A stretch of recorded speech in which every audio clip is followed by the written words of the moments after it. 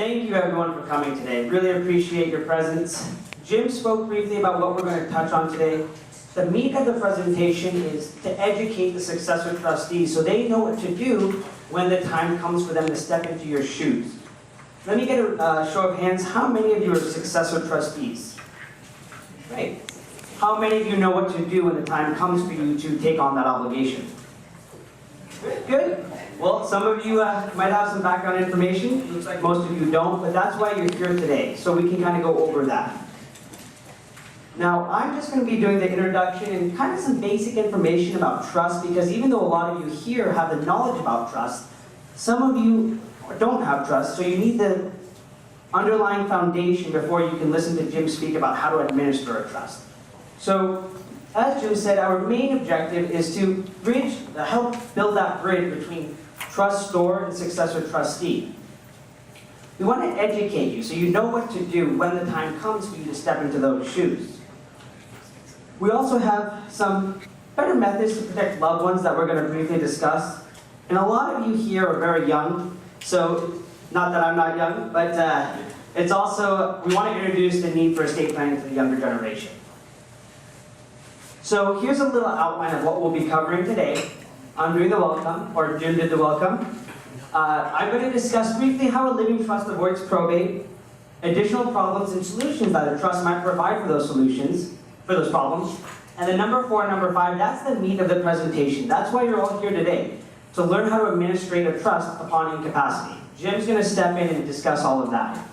And then after you pass away, how to administer a trust upon the passing of a trustor. And then we'll do some next steps, and then we'll do a raffle and questions and answers.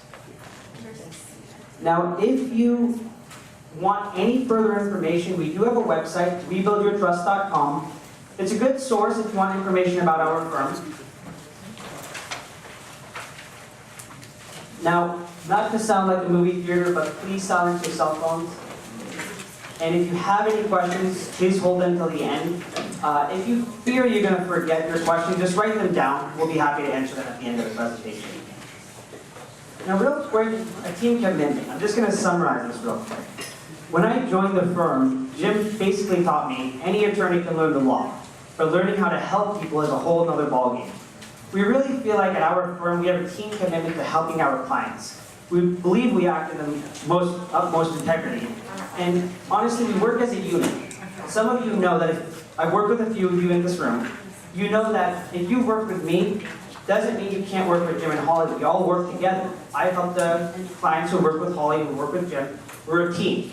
So if one of us isn't here, the other attorneys will be here to help you. Our motto is leaving the world a better place, one family at a time.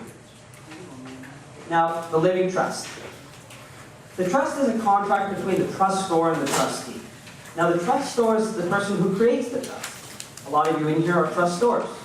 So if me and my wife Taylor, if we create a trust, we're the trustors. What can we do while we're living in full capacity? We can amend, restate, revoke, we can add property, remove property. Basically, we can do whatever we want. Now, once you set up a trust, the most important thing is to transfer your assets into a trust. You want to transfer your real estate assets. You want to transfer investment accounts, bank accounts. You want to make sure all of that goes into the trust. Now, I get questions all the time, is that going to change my account number? Is that going to change my property tax? Is that going to change anything? The answer is no. The only thing it changes is how you take title to those assets. Instead of it saying Bob and Mary Smith, now your assets are going to say Bob and Mary Smith as trustees of the Smith Family Trust. Now, what's the purpose of a living trust? Primary purpose? Avoid probate. What is probate? Probate is government's plan for those who don't plan. More specifically, probate is a court process that takes place after you pass away if you don't have a trust. In order for your assets to get to your heirs, to your beneficiaries, they'll go through probate for 1 to 2 years before they get to your beneficiaries. A trust avoids this. Now, what is probate concerned with? Probate is concerned with paying off your creditors, paying your taxes, making sure that all your assets are valued, making sure that everyone involved in the probate process, including all the attorneys, are paid. What are they not concerned with? Your beneficiaries. Your beneficiaries will get what's left over after this whole process has been taken care of. Now, why do we want to avoid probate? The answer is time. Also, it's extremely costly if you go through probate.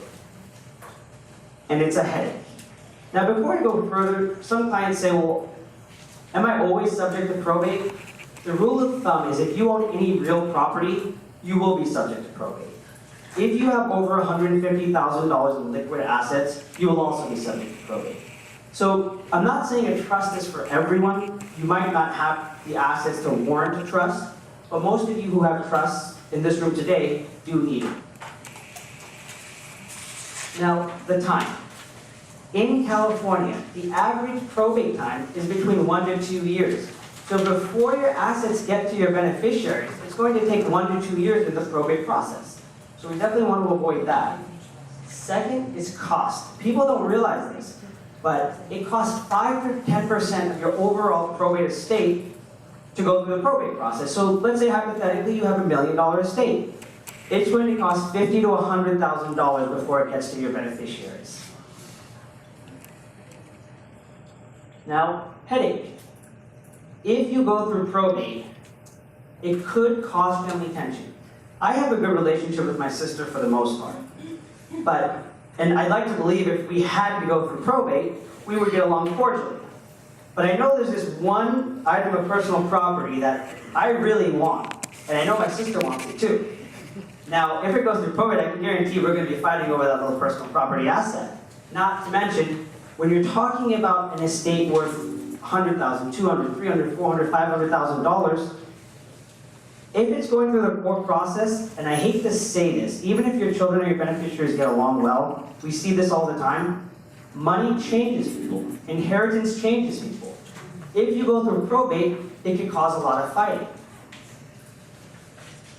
Now, what does not work to avoid probate? A will. A will was actually designed to go through probate. John Wayne had a will. His estate was probated for 18 years. Now, some clients will say, you know what, maybe I own my property in joint tenancy with my spouse. So if I pass away, it's not going to go through probate. Well, that's true. So if me and my wife Taylor, if we owned our property as joint tenants, if I passed away, that's right, it would just go directly to her. But what happens when she passes away? It goes through probate. Now, joint tenancy only delays probate. And then some clients take it a step further, and they say, well, the end goal is to get those assets to my children, right? So let me put them on title. That's not the best option. What happens is, what if your child goes through a lawsuit? What if they're getting sued? What if they have predator claims or they go through a divorce? Guess what? Now your assets is subject to those claims. Now what does work? A trust. Now there are 3 parties to a trust. The trustor. So me and my wife are the trustors of our own trust. We created it, we can amend it, we can revoke it, we can add property, we can remove property.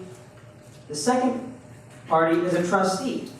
Who manages the assets in the trust? Well, we do. We manage it right now. But the trustee has a second layer. What happens if we become incapacitated or we pass away? Well, then the successor trustees in this room would step into our shoes and manage our assets for us. And third, our beneficiaries. Where do we want our assets to go? In a trust, we can basically accomplish anything you want in regards to where you want your assets to go. It can be as specific as saying, I leave this property to this child, this property to this child, and then the rest is 50-50. Or it can be as simple as saying, I leave everything 50-50 to both my children. You can format that however you want. If it goes through probate, you can't do that.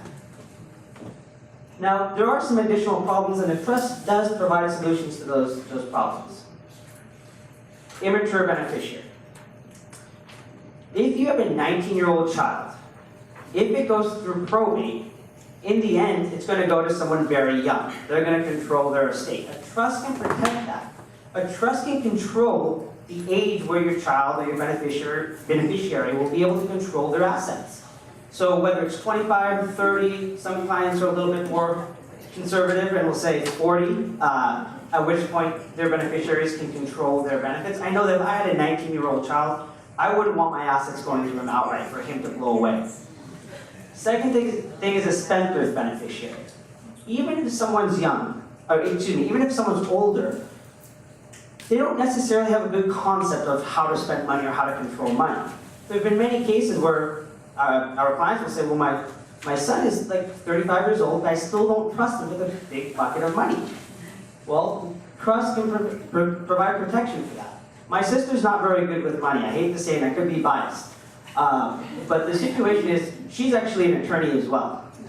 I'm lucky because she married, her fiance is very tight with money, so she's learning. But there was a concern for my parents that if they passed away, who would control that for her? Because they wanted to put hers at a specific age. They wanted me to control it for her, which I obviously say no to. The third thing is life management problems. Now, special needs. My brother-in-law has special needs. He was born with physical and mental incapacities. He was born in 2 months. He's on government benefits such as Medi-Cal. If he received an outright inheritance, that would negate his government benefits, right? So what my parents-in-law did is they designed their trust to leave his 50% of their assets in a special needs trust for him. So when they pass away, it doesn't go to him, it's left for him in the special needs trust. My wife will be the trustee over his trust, so she'll provide for him, she'll give him money, because he can't handle that. Number one, you don't want him to negate government benefits. Number two, they don't know how to handle that kind of inheritance. So my wife will do that for him. But it's only for the benefit of him. Although she's controlling it, it's only for the benefit of him. And on top of that, it does not negate the government benefits. So if you have anyone on government benefits, come see us, we can plan around that. Now, some clients say, well, I want to protect my children from creditors and divorce. I apologize if there's any in-laws in the audience today. But I always say, we love our children just a little bit more than we love our in-laws. So if you're concerned that your child might suffer from a failed marriage, if you're concerned that they might file for bankruptcy, if you're concerned that they have creditor claims, you might not want to leave them their inheritance outright. You might want to protect that inheritance for them because you know when it goes to them, these three things can attach their interest to your children's inheritance. So if you have that concern, we can protect it. We have a thing called a lifetime protection trust. We add this into your trust, it's built in. So if you have a concern that your beneficiaries might go through a divorce, a lawsuit, a judgment, any creditor claims, we can protect them by putting in lifetime protection trust for them. Now, how does it work? Well, when you build this into your trust, after you pass away, instead of leaving the assets to them, you leave it for them in this asset protection trust. It's like a protected bucket. Well, what does that change? It really doesn't change much. They'll be the trustee and the beneficiary of that trust, so they can access the money, they can do whatever they want with it, they can spend the money however they want, invest it however they want. They're in full control. We're just saying they don't own the assets, the trust owns the assets. So it's out of their estate. So if they go through a divorce, if they get sued, if they have any creditor claims or lawsuits, this inheritance is protected from those outsiders. Now, planning for retirement assets. Before I kind of go into this, let me give you some background information. A lot of people actually don't know this, but when you inherit an IRA, you're forced to take out a distribution. You can't hold it till 59.5 or 70.5 because the IRS wants its tax money. They don't want you handing down IRAs generation to generation because then that prolongs the time it'll take for them to get their tax money, right? So when your beneficiaries inherit your IRA, they're going to have basically three options to take out of that distribution. One is a lump sum. Not smart. If you have hypothetically $500,000 that you're inheriting, and you take out a lump sum, guess how much you're paying in taxes? 40 to 50%, around there. Don't want to do that. Second option is a 5-pay. You can take it out over 5 years. Still not the best option because it's still increasing your income tax rate, and it's gone in 5 years. Third, and by far the best option, is for them to stretch it out over their lifetime. If you stretch it out over your lifetime and you inherit an IRA, you take out the required minimum distributions, and it's still compounding interest for you. By far the best option. Now, unfortunately, some beneficiaries will see the money and say, give me the money, I want it now. So how do we protect that? Well, we can set up a standalone IRA trust. If you're fearful that your beneficiary will take out that lump sum, will take out that 5-pay, we can set up a standalone IRA trust so you can pre-design it so that they have to stretch it out over their lifetime, right? On top of that, it protects against divorces, creditor claims, spouses, things like that. So if you have that concern, this could be a solution for you. Now, pet trusts. I won't talk too much about pet trusts. I don't have any children right now, but we do have a little dog that my wife loves more than me. I purposely not made her aware of the pet trust because I know she'd be in here today asking me to set one up. But if you have a concern that your pet will not be taken care of in the event you pass away, you can set up a pet trust. Now, tax strategies for larger estates. The estate tax exemption this year has jumped up to $11.2 million per spouse.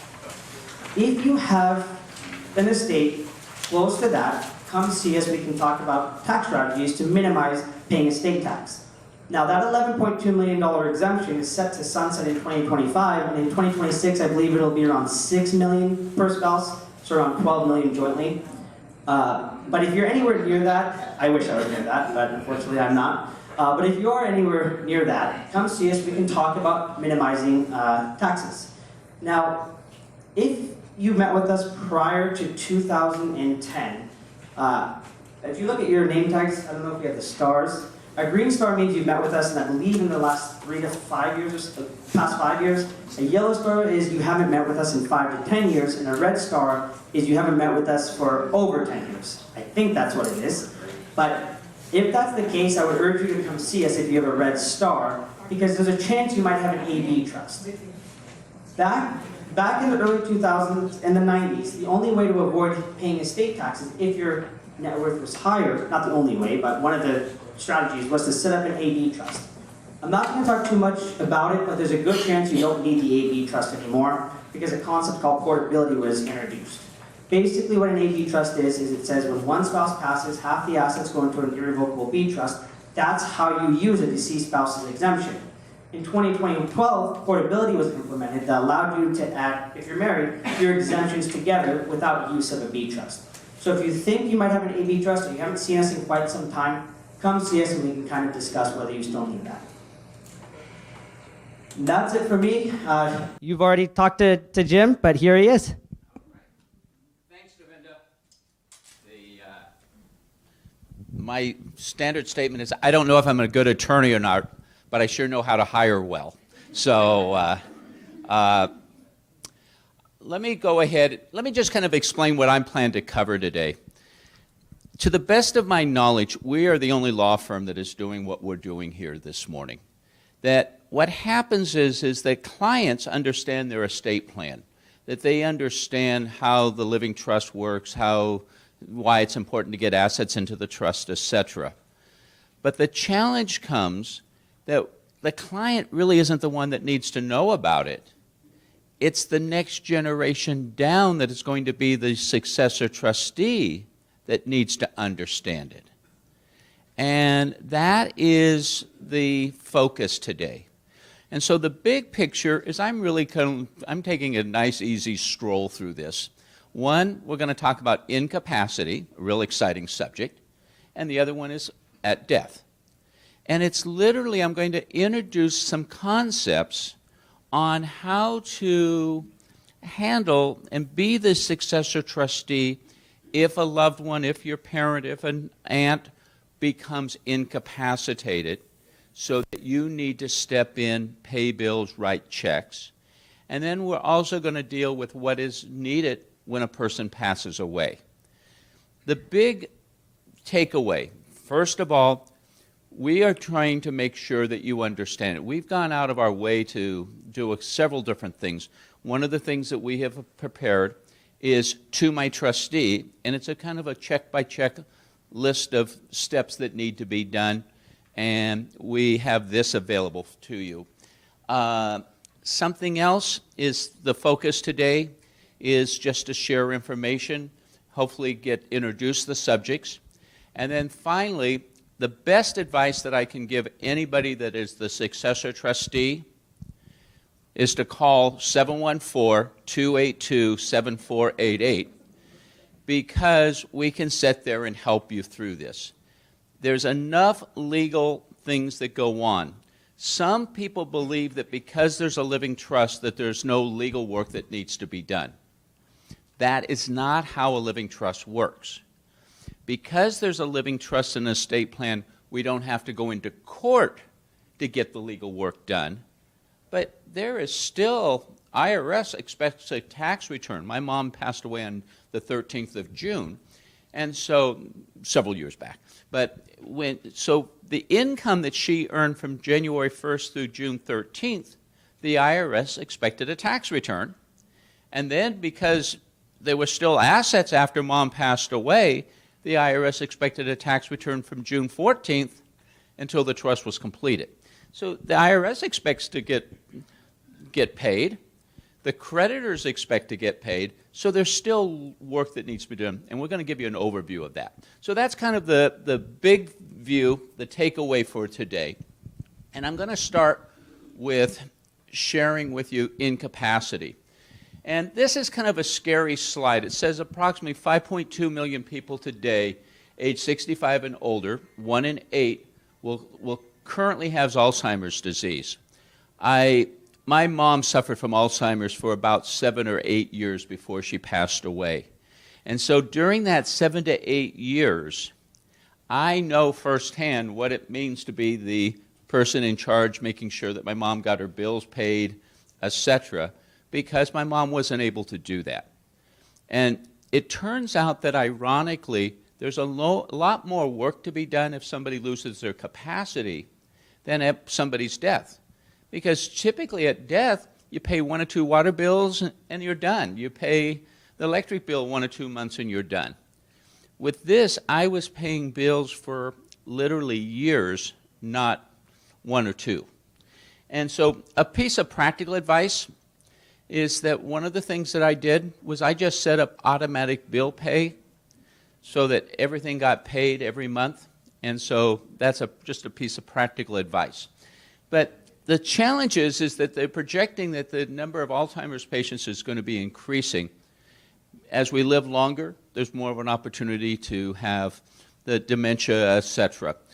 On the other side, my dad was in his 90s. He was still driving, able to mow his lawn. He was out cleaning his garage, fell, hit his head, and he passed away about a week later. So one kind of went on with the boots, went out with boots on. The other one, unfortunately, passed away maybe several years before she really passed away. So the court has a plan for everybody in this room. If you do not have an estate plan and you were to lose your capacity, the court has a plan. I would just share with you, when I was 16 years old, my brother was 21, almost right before his 22nd birthday, October 29th, 1971. My brother got hit by a car and was thrown 85 feet. He survived the accident, but he has pretty severe brain damage. And because, of course, a 21-year-old doesn't have anything to worry about, again, if you don't have a plan, the court has a plan. And that is the challenge. That's what you don't want to do. And the court's plan is called a conservatorship. Very expensive. I know I heard Devinda talking about 5 to 10% loss going through probate. Probate fees are generally minor compared to the cost of conservatorships. Very expensive, ongoing supervision by the court. The whole purpose of setting up a trust is to try to reduce the government involvement in people's lives by not having to go to probate court every time you turn around. And so because my mom, remember, had this wonderful attorney, that set up her estate plan, when my mom lost her capacity, I didn't have to go into court. I was able to start paying her bills, dealing with financial institutions, because we had a living trust in the estate plan. So the more difficult for the successor, I had a lot more bills to pay, write more checks, enter into more contracts, a lot more financial dealings. How you typically deal with this is that inside of the trust, it says that if 2 licensed physicians determine that the person is unable to act, then the successor trustee can step in and pay bills, etc. And so you get two doctor's statements saying that mom has lost her capacity. At that point, you show those two letters along. We typically provide a certified copy, and the certified copy is a statement by the trustee that says, under penalty of perjury, I declare that Laura Lou Roberts has lost her capacity as determined by two licensed doctors. And at that point, Bank of America, Wells Fargo, allows for me as the successor trustee to step in, pay bills, write checks, take care of her financial affairs. The trustee is not capable of acting as the determining factor. Now, one of the things that happens is when my mom ceases to be the trustee and I'm the only trustee, now all of a sudden things change from a tax perspective. Prior to that time period, when my mom and dad were both living, my parents filed their same 1040 tax return that everybody else files because the trust was not recognized as a separate entity. But once my mom passes away, now the trust, no, I'm sorry, once my mom loses capacity and she's not a trustee, now the IRS calls that a separate entity type trust, and you have to start filing a 1041 tax return, and you have to get a tax ID number. Just be aware of that, and we have a solution that we use quite a bit, and that is, let's say that Mary has not lost her capacity, but we can kind of see the handwriting on the wall. The doctors have defined that Mary has dementia, some memory loss. Well, rather than removing Mary as a trustee and having her niece step in and pay bills, step in and replace Mary, we have Priscilla go on with Mary as co-trustees. Mary signs an amendment that says, I want Priscilla to be a co-trustee with me. Because Mary is still acting as a trustee, we don't have to file a special tax return. We don't have to get a tax ID number. It makes it a little bit easier.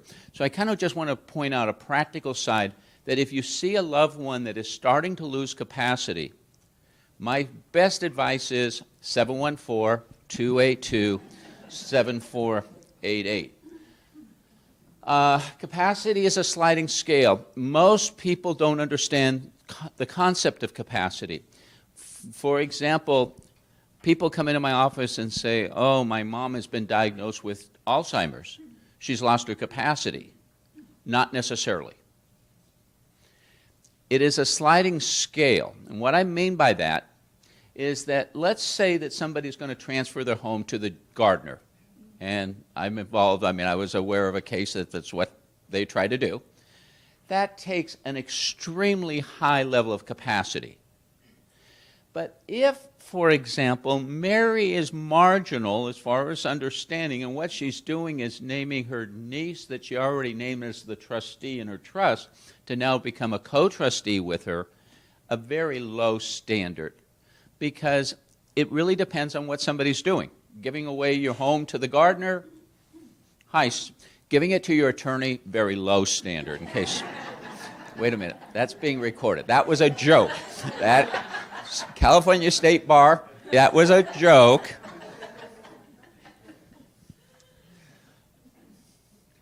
Benefits, protects the estate in case of additional trustee is sued. When I was acting as the trustee of my mom's trust, if somebody sued me, they could not take my mom's assets. Why? Because I didn't own them, I'm just the manager of them. And by being a co-trustee, we don't have to obtain a tax ID number, and we don't have to file a 1041 tax return. It's when my mom ceases to be the trustee and I'm the only trustee. Now, what happens is, let's assume that Priscilla goes on with Mary, and then Mary continues to get worse. We don't change anything. It only takes one signature at that point, and Priscilla just continues to pay the bills, write checks. But because Priscilla and Mary were co-trustees at one point, the fact that Mary has continued to go down, we don't have to change and start filing and have a formal trust. So that's the disadvantage, and I want to emphasize this.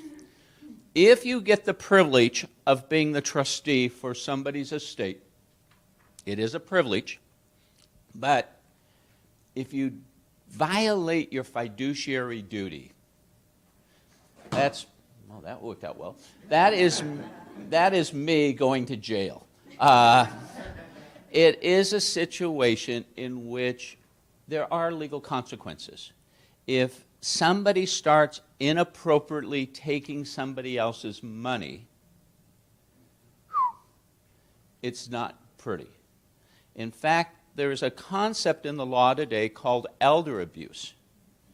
And if I started using my mom's money for my expenses, if it was to become known and it went through the court system, not only do I owe my mom back the money that I took, but I owe my mom back 3 times that.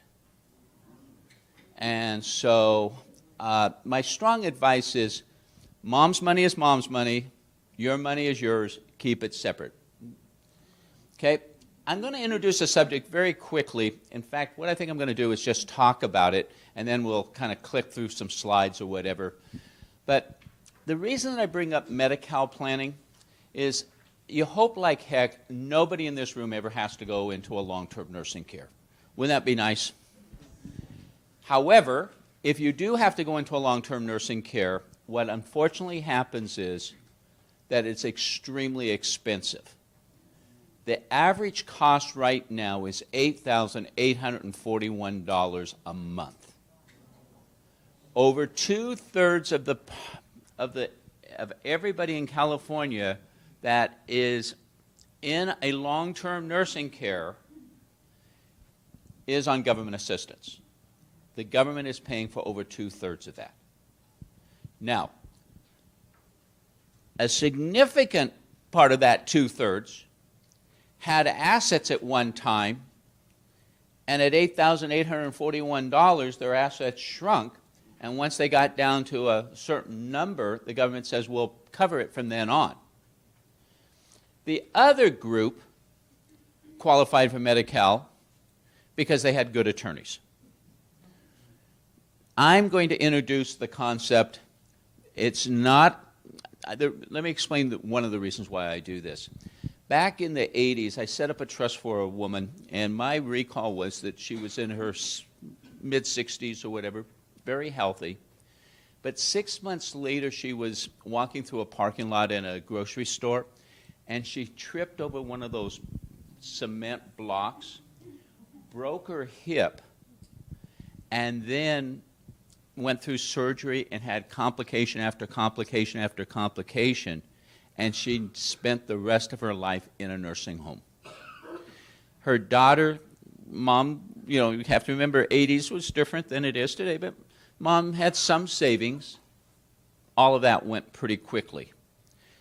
The daughter sold mom's home, spent the proceeds, and got mom's assets down to the magic number. How much can a single person have and qualify for Medi-Cal? It's a whopping $2,000.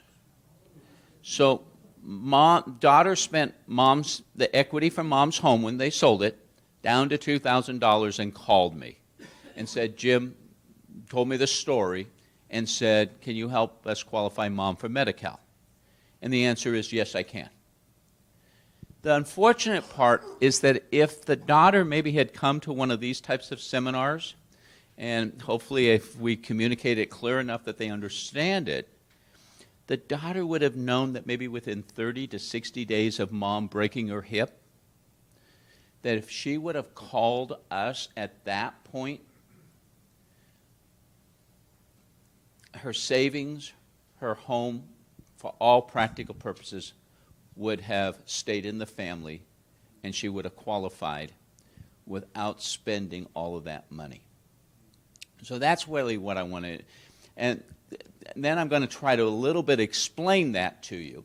First of all, there's some confusion out there. Medi-Cal planning, the purpose of introducing allow the successor to be aware of the opportunity, it's not a full explanation. Medi-Cal is not Medicare.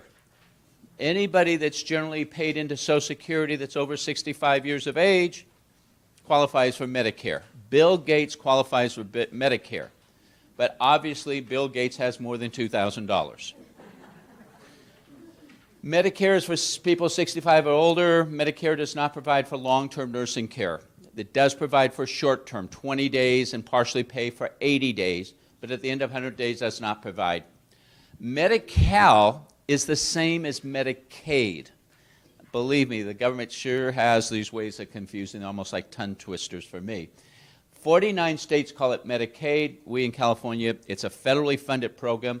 Up to 85% of Medi-Cal is paid by the federal government, but we call it Medi-Cal rather than Medicaid. And the Medicare does provide for short-term care, but not long-term care, and there's certain rules. Medi-Cal is a generic name that applies to a variety of different circumstances. People say, oh, my nephew is on Medi-Cal and so forth, blah, blah, blah. Well, there's about 17 different Medi-Cals in California. The one that I'm focusing on is providing long-term nursing care, because the cost of long-term nursing care, according to the state of California, $8,841 a month.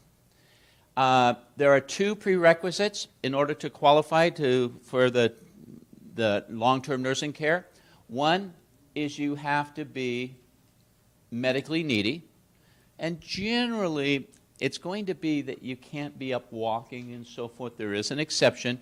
My mom would have fit into that exception because she had dementia and she was a risk. They would put her into a facility.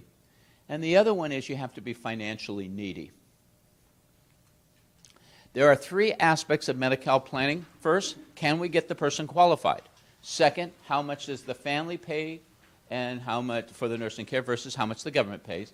And then finally, how much recovery at the person's death.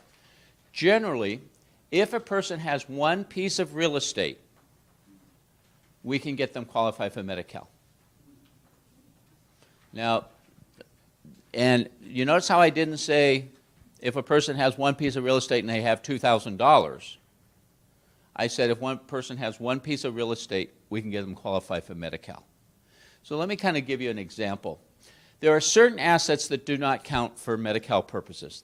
One of the major assets that do not count is residences. Your home does not count. You could have a $5 million, maybe I should change that, a $20 million beachfront property in Balboa and qualify for Medi-Cal if that was the only asset you had. Homes do not count for Medi-Cal purposes. One car, again, it doesn't say a car as long as it's no more expensive than a Toyota Corolla.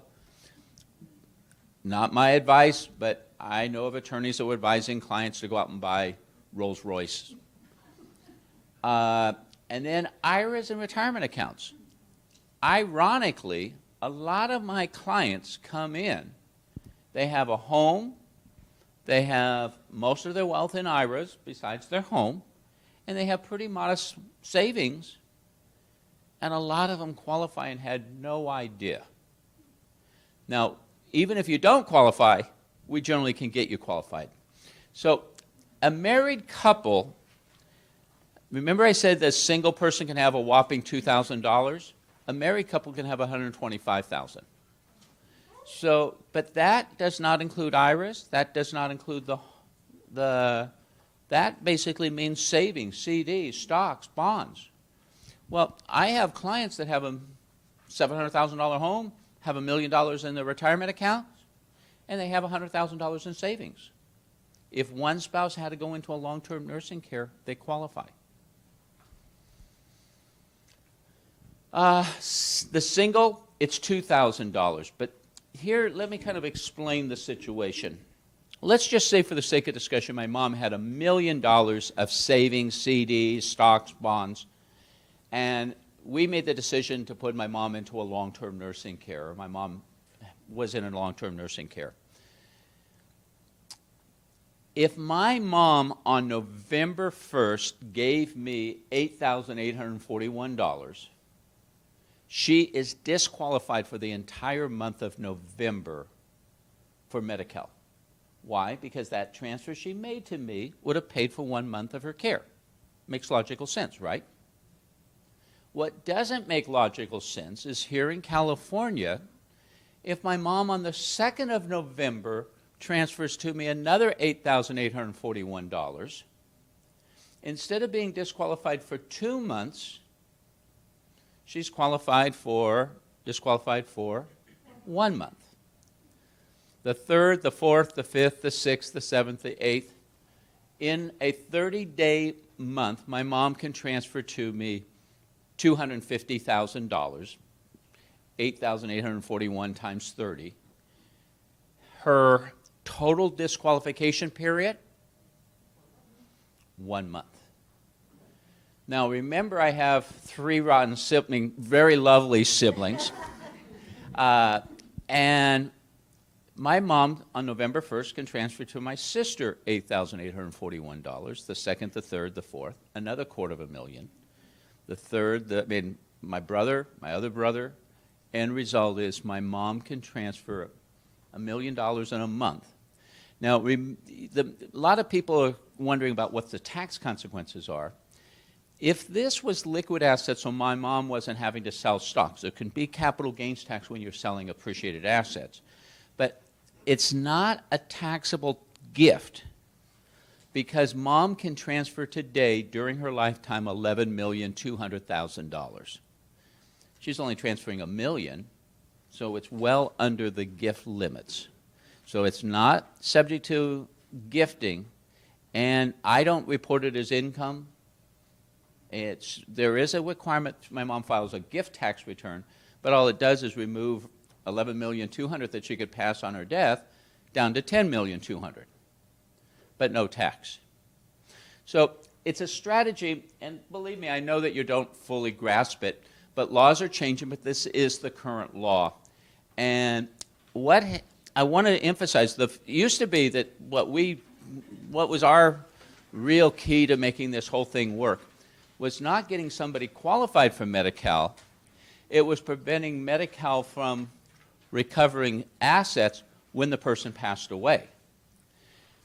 In January 1st of 2017, the state of California implemented a law that says if your assets avoid probate, even if you qualified for Medi-Cal, there is no recovery. Did I mention that a living trust avoids probate? That is another reason for everybody in this room to have a living trust. Because if you ever go on to Medi-Cal, believe me, they keep track of every shot, every Band-Aid, every aspirin. And what happens is, when you're passing, they hand a bill to the family of $163,314.22. If you avoid probate, the state gets nothing. If you don't avoid probate, the state gets the $163,000. So I hope you understand that that's just an introduction in capacity. Remember, the purpose was to introduce the subject. Now what I'm going to be doing is talking about trust administration and upon the death. When a person creates the trust, dies, there are steps. It's called trust administration. This is the outline, and obviously you have this to take home with you, but the first thing is to obtain a copy of the death certificate. Next is filing the will. Next is legal notification, inventory and appraisals, preparing an accounting, applying for the tax ID number if there wasn't one already obtained, transferring assets into the name of the successor trustees, file appropriate tax returns, comply with trustee fiduciary duties, and distributes assets in accordance with the terms of the trust. That kind of gives you the steps that need to be done. So there is still work that needs to be done. It just means we don't have to go into court, because none of these steps say go into court and do this. So let's talk about obtaining a death certificate. The fee right now, it varies a little bit between counties, but about $21 per death certificate.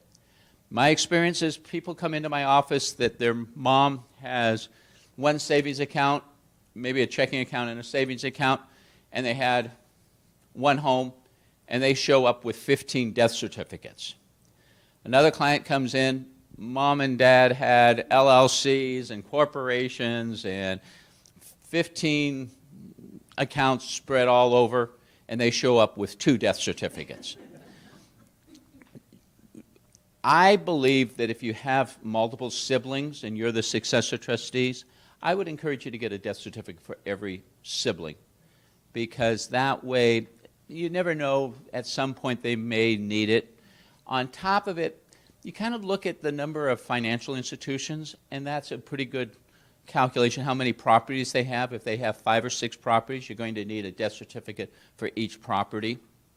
And so it's kind of determined by the complexity of the estate. You can always get more. It's a little bit more challenging. Typically, the mortuary gets the death certificates for you, but you want to get enough that you have enough to deal with. What happened was that when we were growing up, nobody talked about living trust or whatever. Everybody talked about a will.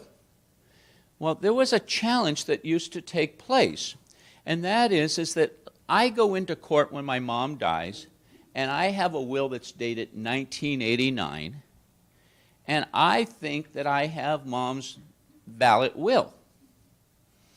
The court goes through the process, it gives out notice, the beneficiaries are notified, I get appointed as the executor. They're doing their steps. Remember, it takes about 18 months. Well, let's say about 17 months into this process, my sister shows up and says, oh, I have a will that was dated 2005. What that means to the court is that last 18 or 17 months was a waste for the court. And so what the court got passed was legislation that says whoever has possession of the will at somebody's death has 30 days to put it into a safe in the county where the probate could be completed. And so that's the purpose of it. Today they charge $50 for lodging the will, but that is a step. And because a living trust does have a will, think of the trust, remember, as a bucket. But in case you've left something out of the trust, there's a will that pours over and puts it into the trust. And so because there is a will, we need to get that placed into the safe at the, if your parent or loved one was living here in Orange County, it'd be in the Orange County. If it was LA, it'd be in LA County. Notification to the beneficiaries. My observation, I've been practicing law long enough that I see these law changes occurring. And in my opinion, the living trust was working too well. I'll give you an example of one that was working phenomenally well as far as timing. I had a client pass away on a Wednesday. By the following Thursday, 8 days later, his stepson had taken a certified copy of his stepdad's death certificate, went to the various financial institutions, collected $160,000, distributed $40,000 to his 3 siblings, $40,000 to himself, listed his stepdad's home with a broker, found a buyer, and was opening up escrow in 8 days. Now, Devinda mentioned that about John Wayne's estate going through probate that took 18 years. I was involved in a probate in Long Beach that took 13 years. I didn't start it. I think I was the 3rd or 4th attorney. I was the one that got it done. But that being said, who wants their family to spend a year or 2 going through a process? What happened was, at least this is my opinion, because the trusts were working so well, litigators didn't have an opportunity to catch the money before it got distributed. And so what they passed was legislation that says that when a person passes away and there's a trust, you must send off a notice to the beneficiaries and to the legal heirs. And it has to be in a certain bold print and so forth. And what that means is it basically says, dear beneficiary, dear heir at law, you have 120 days to contest the trust. There's an old adage, if you have one attorney in town, the attorney starves. You have 2 attorneys in town, they both get rich. Well, this is a concept of which sending off notices, but even sending off notices has not been drastically more litigation, probably more, but it is a requirement. If you don't and you're the successor trustee, you become liable for attorney's fees, et cetera, for not sending it off. We just need to do it. We can't waive it here in California. Inventory and appraisal of assets. Obviously, one of the things when a person passes away, when my mom passed away, I needed to know what her assets consisted of. So I went out and had appraisals done, monitored the bank accounts, stocks, et cetera. Tax identification number. Remember I said if mom loses her capacity and I become the trustee, then I need to get a tax ID number if I'm the sole trustee. At somebody's death, you don't have an option of having a co-trustee with mom. So at that point, at somebody's death, my mom's my mom's Social Security number ended on June 13th, and I got a tax ID number that, in essence, picked up from June 14th forward. And the income that was coming from her savings, her stocks, etc., got picked up on the new tax ID number. And we have to, so we apply for that. It's not a major job, but there's some questions on the form that for people that do it themselves, they typically get a letter from the IRS because, remember I said, let's assume my parents set up a trust in 1989. One of the questions is, when was the trust funded? You would say 1989. Sounds so logical, doesn't it? If that's the circumstance, and you check that box and say that, the IRS sends you a letter saying, we need a tax return for 1989, 1990, 91, 92, 93, and they want a tax return for the last 30-some years. We don't want, that's not the right number, I guess it's 29 years. And so my recommendation would be that you want to get the tax ID number. When you do apply for the tax ID number, it's the day that trust got funded or the year that they got funded was the year the person passed away. Now, let's think about it. My mom, her major asset was her home. I was raised in Whittier.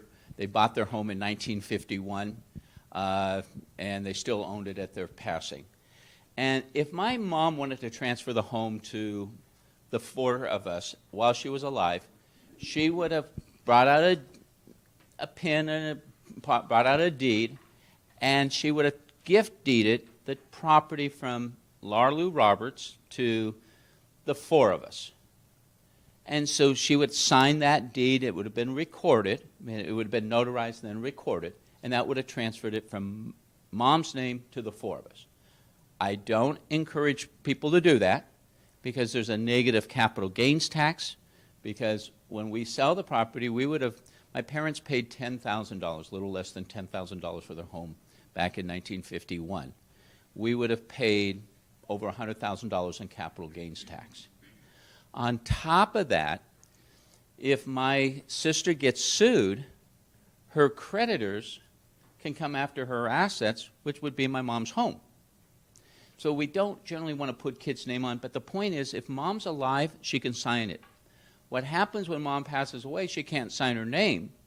And because she can't sign her name, the court, the judge, signs his or her name in lieu of my mom's name. That's the probate process. But we're not going into court. So how do we get my mom's signature kind of off of that property and have my name go on there as the successor trustee? And what it is it's called an affidavit. There's a document that's prepared that gets recorded that says, I, James F. Roberts, as the successor trustee, declare that Laura Lou Roberts is the same as Laura L. Roberts mentioned in Laura Lou Roberts in the death certificate is the same as Laura L. Roberts mentioned in the quitclaim deed that put it into her trust, and that I'm the successor trustee. Because I signed that document, that changes the title from my mom as the trustee to me as the trustee, and at that point, I'm in control.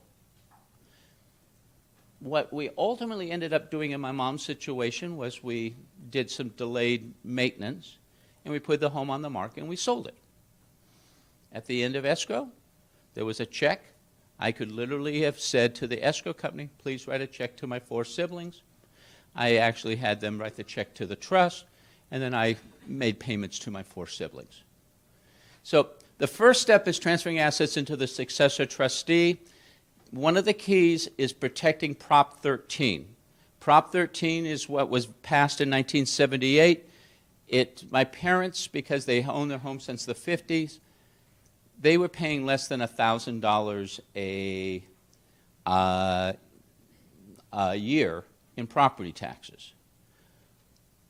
If they did not have Prop 13, their property taxes would have been over $5,000 a year.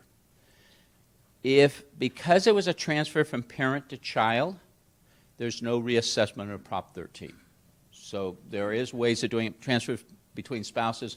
Part of what we do is take care of it. Putting my name on the bank accounts, what I would do is go to Bank of America, Wells Fargo, says, here's mom's death certificate.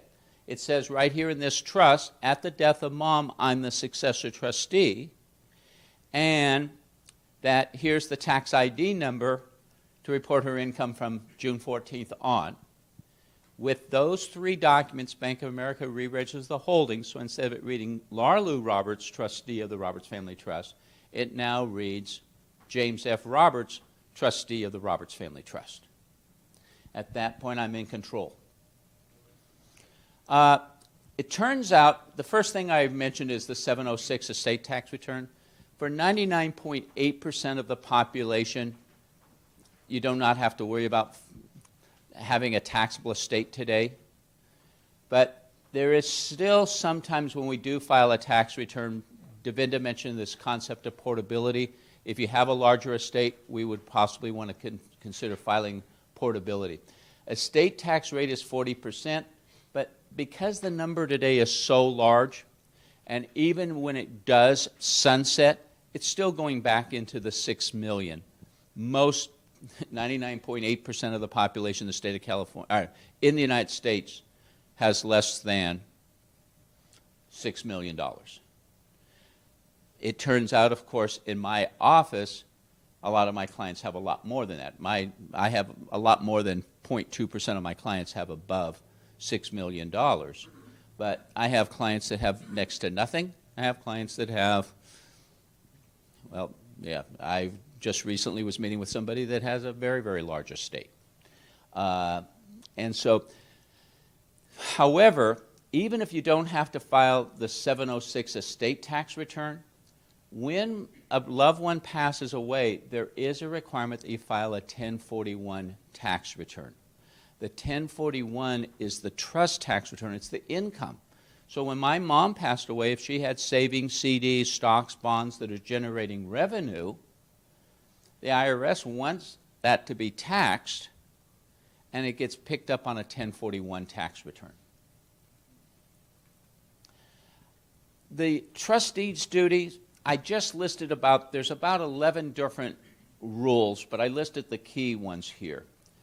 Prudent investors rule. One of the things that happens is just because my mom decided to put all of her money into the checking account doesn't mean that if this is a long-term trust, I can just leave mom's money in a checking account getting next to no interest, because I have a duty to everybody to properly invest that money. And so, again, if it's really more of a question of dividing it up and distributing it to the beneficiaries, that's one thing. But if it's a long-term plan, we have to make sure that it's being properly invested. Duty to account to the beneficiaries. One of the keys is that you do have an obligation. What I did when my mom passed away was that I acted for about 6 or 7, 8 years before my mom passed away. When she was suffering from Alzheimer's, I was paying her bills. I kept track of the money going out, the money going in type of a situation. I chose to give my beneficiaries a complete accounting, not only from the date of my mom's death forward, but actually from the time that I stepped in. And the reason for it is that there had been issues, and I really didn't want the other issue of having them having to ask for it. They're entitled to it, so I just gave it to them. A lot of times when the family's together and they're working well, we just have that waived, but be aware that there is an accounting. Duty to avoid conflicts. I couldn't be a realtor and sell my mom's home. That would be a conflict of interest. Duty to deal with beneficiaries' impartiality. I really like my one brother, not so sure about the other brother. My nephew is filming this, so so it's a double challenge here. But it's a situation in which I can't pick and choose who I like. If my parents said they leave their assets equally to the four of us, I have to deal with it equally to the four of us. Now, I don't want to scare you as to what type of wonderful estate planning attorney I am, but I got the least out of all four, and I'm the one that set up the trust. So I think somehow that I must not have been a very good attorney, but I have been truly blessed. And so duty to deal with beneficiaries impartially. Distribution of assets, once you've kind of done the accounting, you've done everything you need to do, that's when you get to say, Priscilla, here's your part. Manuel, here's your part. Robert, here's your part. That's kind of the fun part. And hopefully people are happy, and we generally advise people to keep a little bit of reserve, because if you don't, if there was something that comes up, you could always try to get the beneficiaries to give money back if you needed it. But if you can't get the money back, you're pulling it out of your pocket. And so, and closing the trust, most people think, oh, I assume that you have to get a court order or some fancy document. How you close a trust is, oh, I should have looked deeper. When there is nothing left, the trust is closed. That's it. There is no big ceremony. There's nothing from the government saying your estate's closed. With that said, next step, and at this point I'm going to have Devinda come up, and he's going to share with you. Devinda's going to stick around and answer questions. I have my first heat in my rhythm dancing at noon today, and so I am changing outfits, and then I am going to start dancing cha-cha, rumba, and swing. So, and my dance instructor would absolutely hate that if I did it that way, but that's my natural. So Devinda, I want to thank everybody, and truly, for those people who are the children or the success, but especially the children, today if you get a chance, tell mom, tell dad thank you, because what they did was not really for their benefit. Moms, when clients come in and they set up a trust, there's not much benefit I'm really giving them. There is some, because I have peace of mind knowing things are in order. But for the most part, it doesn't really benefit me, my estate plan. Who does it benefit? The next generation down. And so thank mom, thank dad, because they really went out of their way to help you. And and I really believe that that's an accomplishment. And so with that said, I'm going to turn the microphone over to Devinda, who is going to share the last part of it, and we are going to get you out of here. Here you go, Devinda. Thank you, Jim. Thank you very much. Jack had a question. Thank you. In terms of Medicare, Medicare, et cetera, how about the Veterans do you want to take that, or? Sure. He'll answer that at the end. The VAs have changed their law just this October, and that, but it is a situation in which if you are a veteran and you served in wartime, there are ways in which the veterans will pay for in-home care, not institutional care. And so it's not easy to get them qualified because there's all types of rules out there, et cetera. They're a little different than Medi-Cal. It used to be that we could give away all the assets on October 11th and apply on October 12th, and we could qualify. They changed it now that there's a look-back period. Okay, that was the change. But there's still planning opportunities. And so if you are a veteran, one of the things that we have done in our more recent trust is add language to specifically allow for veterans to qualify for shifting things around, conflicts of interest, et cetera. And even if you're not a veteran, but your spouse is a veteran, there is benefits as well. Okay? So thank you so much. Have a wonderful morning. So in your packets, there's a blue sheet. We just want to ask you to fill that out for us. Let us know if there's anything we need to work on. Let us know how we did. If there's any questions you have, if you want to set an appointment or a consultation, you can fill that out. Or you can meet with the secretaries after this if you want to meet with us. But while you're filling that out, we're getting the raffle ready. So one of you is going to win that big, nice bucket in the back there. So take a couple minutes, fill that out. We'll have our staff come and pick that up in just a couple minutes. And also, while you're filling that out, I don't know if Jim mentioned, but for everyone attending the seminar, if you know you need to make changes or if you just want a consultation, you get a free consultation with us. But we are offering $350 off any estate plan that needs to be changed. And we're giving every client that proceeds a free trustees manual. So if there are changes you need to make, definitely meet with our staff after and set that appointment up. Almost there, bud. Did you mix it up?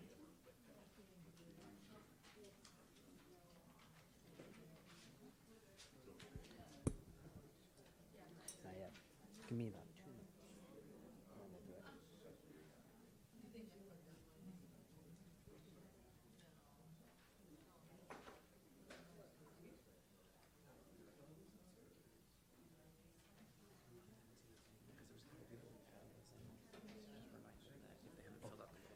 Oh, the ticket? Okay, yeah.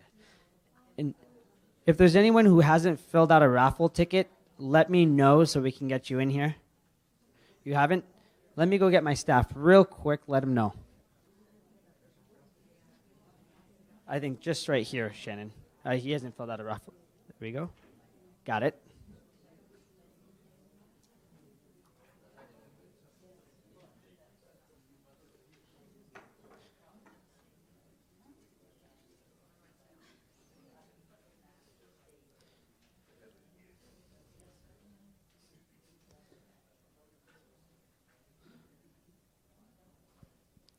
All right.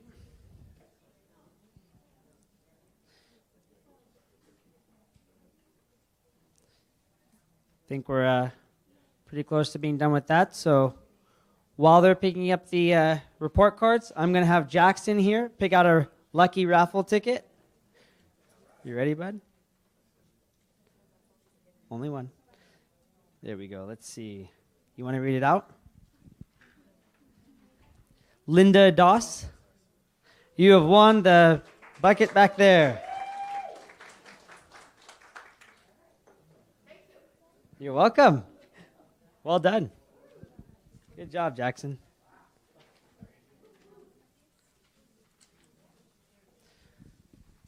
All right. Let's see.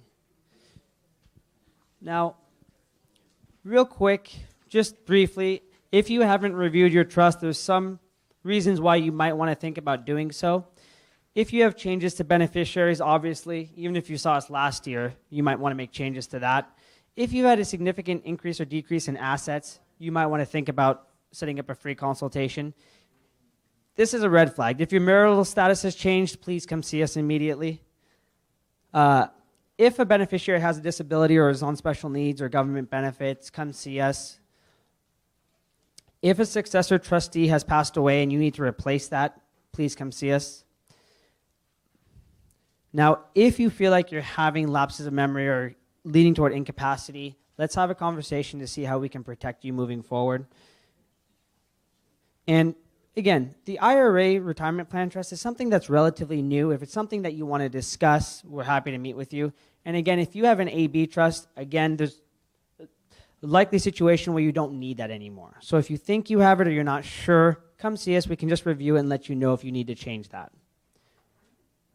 And then the trustees manual right here. As we said, if there's any work that needs to be done, we'll provide that in for free. Now, if you don't have a trust and based on the conversation we had today, you think you need one, please feel free to set up an appointment with us. And then we did that. Now for any questions. Yes, sir. I have 3 questions, real quick ones. Okay. You mentioned something about a pet trust. Yeah. That's kind of interesting. Can you just leave an amount to an association, like a nonprofit, that dollar amount, say, we'll give you this money and you take care of it? Sure. So that's a great question. We actually have a situation where a client left a lump sum to OSPCA, I believe it was, to take care of their pets. So it can be done, but before determining whether it should be done, have a conversation with the association to make sure they'll take on that duty. Okay. The other two, how long do you need to keep that reserve, like 10 to 15%? On average, we'd recommend at least a year, because the following year, you're going to have to file your 1040 and your 1041 for the tax return. And so you don't want to have to go back to the beneficiaries to collect money if you owe taxes. On top of that, we have seen cases where a medical bill hasn't come up for a little over a year after the person passed, and you don't want to have to go back to beneficiaries to collect money, because I hate to say it, but a lot of beneficiaries don't want to give back that money. So a year to a year and a half, 5 to 10%, and every situation is different. If you have a very complex estate, we might require you withhold a little bit more. If you don't, generally, I'd say around 20,000 is pretty safe. Third question, if you have a client who has a large IRA, Mm-hmm. and the only beneficiary is a minor, and the client passes away, does it have to be distributed, can it be a stretch IRA, or does it have to be distributed over 5 years? Great question. So he asked if you have an underage beneficiary who is a beneficiary for an IRA, does it have to be a stretch, or how does that work? Is that correct? Great question. So if you're under the age of 18, you're not an adult yet, right? So it'll go to your guardian to put into a custodial account until you reach age 18. Then when they reach age 18, guess what? They can do whatever they want with it. But if it's in a trust, you specify the age. Yes?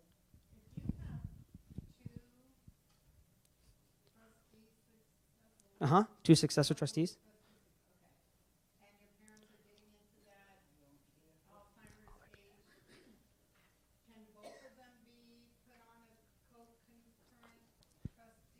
Great question. So what she asked was, if her parents, or if anyone's parents is getting to the point of incapacity, let's say they're suffering from Alzheimer's, and their successor trustees right now in the trust are, let's say, 2 sisters, or brother and a sister, so you have joint trustees.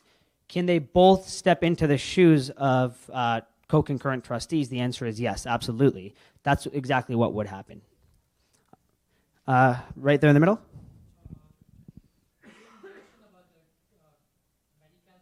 Mm-hmm. Mm-hmm. So he asked, if you're married, you can have $125,600 in your estate and qualify for Medi-Cal. What does that include? The answer is liquid assets. So as Jim went over, your primary residence is exempt, so we don't care. Medi-Cal doesn't care about that. Your IRAs are exempt. Don't care about that. A car is exempt. Don't care about that. We're talking checking, savings, stocks, bonds, liquid assets. That's what that $125,000 number will include.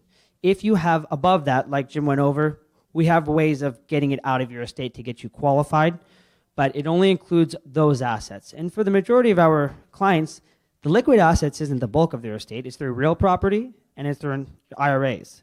So in most situations, it's not too difficult. Yes. One card for both people on a married couple. One per couple, one per person. One per person. Correct. Correct. For a married individual. Yes.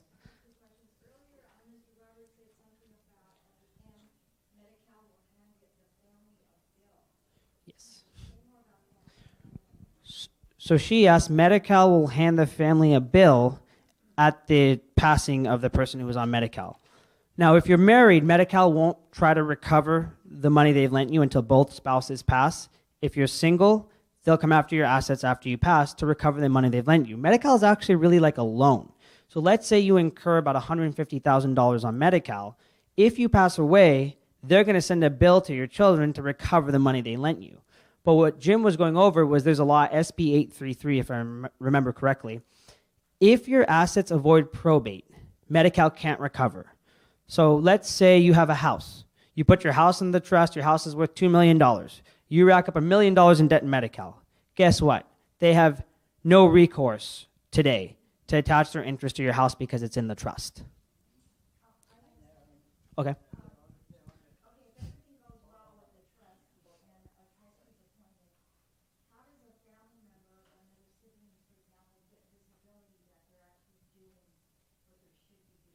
So how does a beneficiary or a sibling get visibility that the trustee is doing things properly? Is that basically the gist of it? Great question. So as Jim mentioned, when you're a trustee, you have to provide an accounting to the beneficiaries.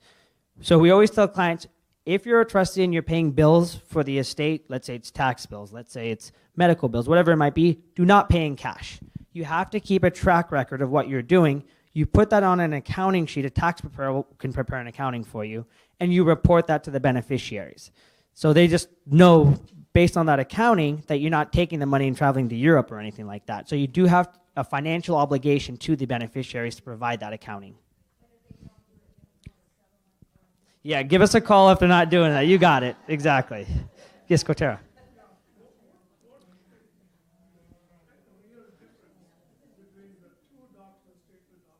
Okay. So he has asked, what's the difference between the two, getting the two doctor statements or the appointing a co-concurrent trustees? If you get two doctor statements, what happens is you have to get a tax ID number for the trust because now you're fully incapacitated. So that's one method of getting your trustees to step in. They have to go get two doctor statements, come back to us. We have to read the doctor statements. We appoint them as trustees of your trust. You can do that, and that's how it's done in a lot of cases, especially if somebody has lost full capacity. That's the only way of doing it, right? But there's a little bit more headache involved because you have to get those physician statements. You have to get a tax ID number. You have to file a separate tax ID with your tax preparer every year until that person passes away. The easier thing to do, what a lot of our clients do, is before they lose full capacity, when they're older in age, they're already having their trustees or their children sign checks for them, help them with their bills. So before getting to that point, before you're fully incapacitated, you can come in here and manually appoint your trustee to work with you without going through that whole process. Okay? Yes. Mm-hmm.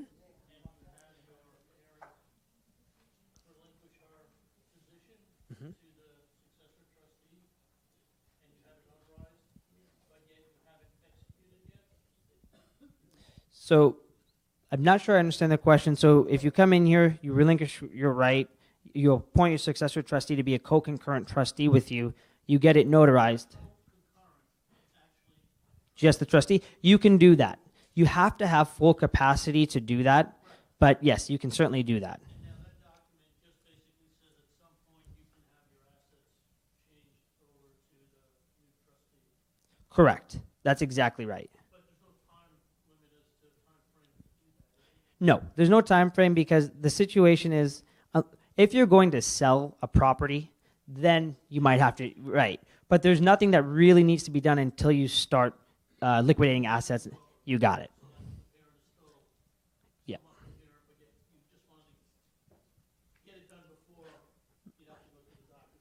Correct. You got it. That's it. Absolutely correct. Yes, Priscilla.